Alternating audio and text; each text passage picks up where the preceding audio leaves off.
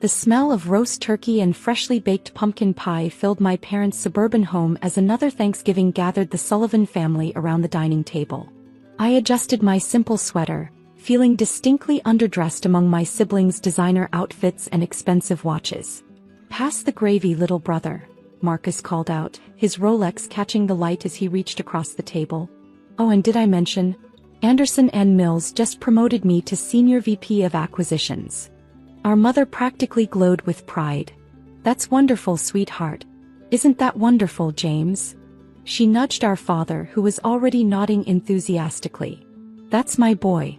Dad beamed, following in my footsteps just like I always knew you would. I passed the gravy boat, trying to ignore the familiar ache in my chest. 10 years ago, I disappointed them all by declining a position at Dad's firm to start my own business. Independent consulting, they called it with barely disguised disdain. "Speaking of business," Marcus continued, straightening his Italian silk tie, "we're closing a huge deal next month. $40 million contract with Global Tech Solutions." He paused for effect. "Largest acquisition in the company's history." Our sister Megan, herself a successful corporate lawyer, raised her wine glass. To Marcus, the family's golden boy. Everyone raised their glasses except me. I was too busy processing what Marcus had just said. Global Tech Solutions. My company. Well, one of them anyway. "What about you, Daniel?" Mom turned to me with that familiar look of concern she'd perfected over the years. "Still running that, what do you call it?" "Summit Business Solutions," I supplied quietly. His mom. "Still running it." Marcus snorted into his wine glass. "Running it? More like hiding in that tiny office downtown." "How many employees do you have now, Danny?" 2, 3.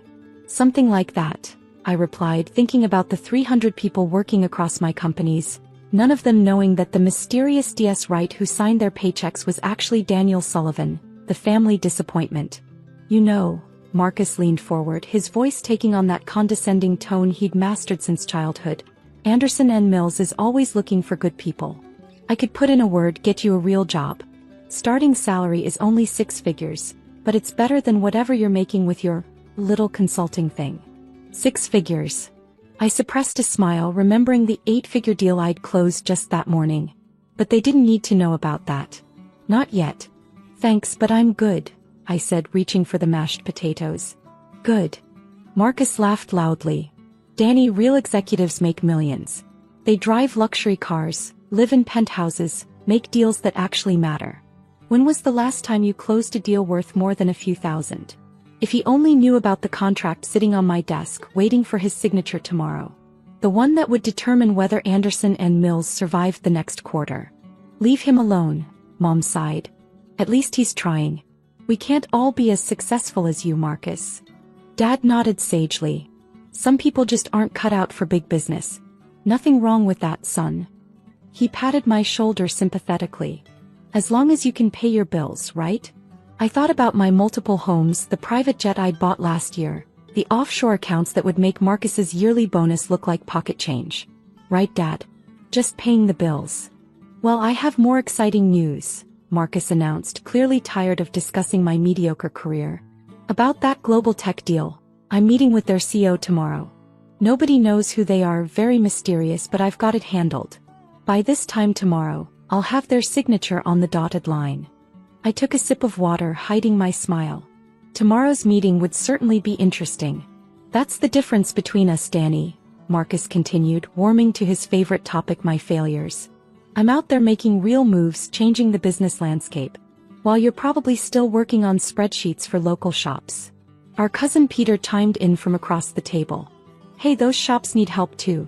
Though," he lowered his voice conspiratorially, "I heard Global Texo is ruthless. They say half their acquisitions end in complete takeovers. Better watch out, Marcus."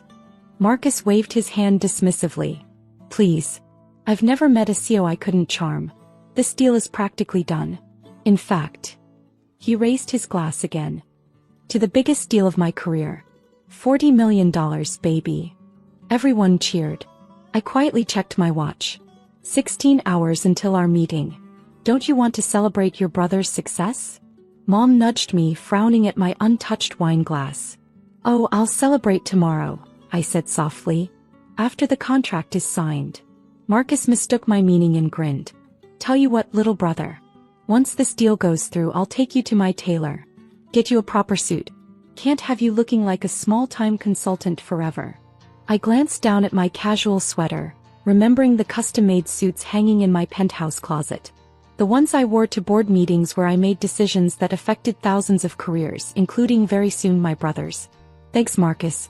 That's generous of you. That's what successful brothers do. He laughed. We take care of the family underachiever.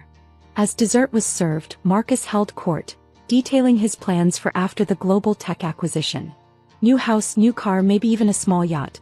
Mom hung on every word while Dad beamed with pride.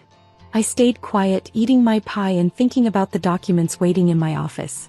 The ones that would show exactly who the real underachiever was. The next morning, I arrived at Global Tech's headquarters 2 hours before the scheduled meeting.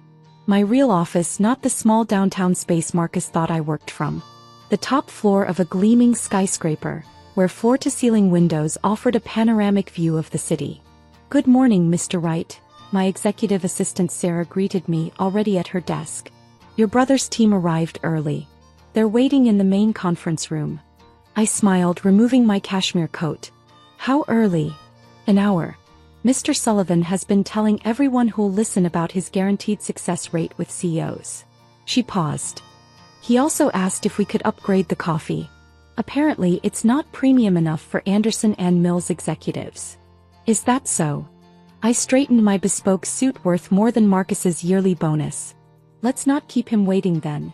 Through the one-way glass, I observed my brother holding court in the conference room. He'd positioned himself at the head of the table, my usual seat, regaling his team with stories of his past negotiation victories. The CEO doesn't stand a chance, I heard him say. Nobody says no to Marcus Sullivan. I checked my reflection in the glass. Gone was the casual sweater from last night, replaced by a Tom Ford suit that cost more than Marcus's car. This was D.S. Wright, CEO of Global Tech Solutions and 12 other companies, not Danny Sullivan, the family disappointment. Send in the legal team first, I instructed Sarah. Let's see how well he handles actual negotiation. For the next hour, I watched through the glass as my top lawyers systematically dismantled every argument Marcus presented. His confident smile faded as they found flaws in his proposal, questioned his company's financials, and demanded better terms. This is ridiculous, Marcus finally exploded. I demand to speak with D.S. Wright directly. That was my cue.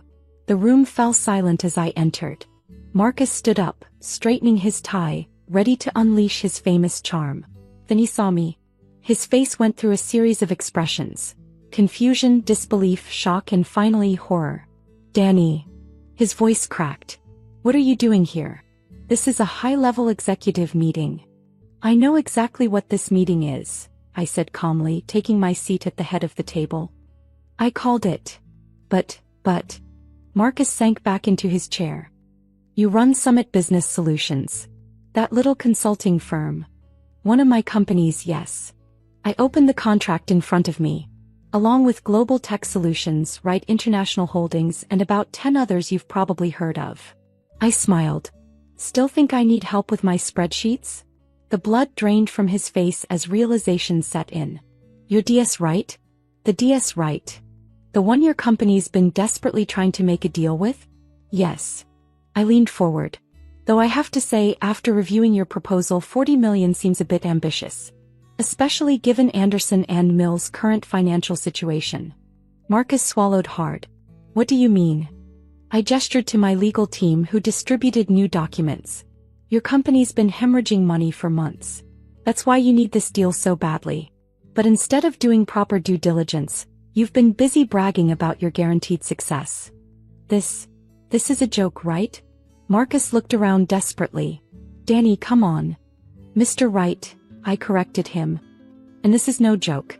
Your company has 2 options. Accept our revised offer of $20 million with new management oversight, or we can end discussions entirely. Your board already knows about your financial situation. How do you think they'll react when this deal falls through? Marcus's hands were shaking as he stared at the new contract. $20 million? But my promotion, my plans. should have been based on reality rather than arrogance. I stood up. You have 10 minutes to decide. Oh, and Marcus, that story you told last night about taking care of the family underachiever? Quite entertaining. I left him there sweating in his Italian suit and returned to my office. Through the glass I watched him sign the revised contract with trembling hands. Within hours the story spread through both companies. Marcus Sullivan, the rising star of Anderson and Mills, had not only failed to secure his promised $40 million but had been thoroughly outmaneuvered by his supposedly unsuccessful younger brother. That evening my phone exploded with messages from family members. Mom, why didn't you tell us? All these years. Dad, son, I don't know what to say. We had no idea. Megan, holy shit, Danny. You're that DS right. The last message was from Marcus. You humiliated me. My career is over. I replied to him alone.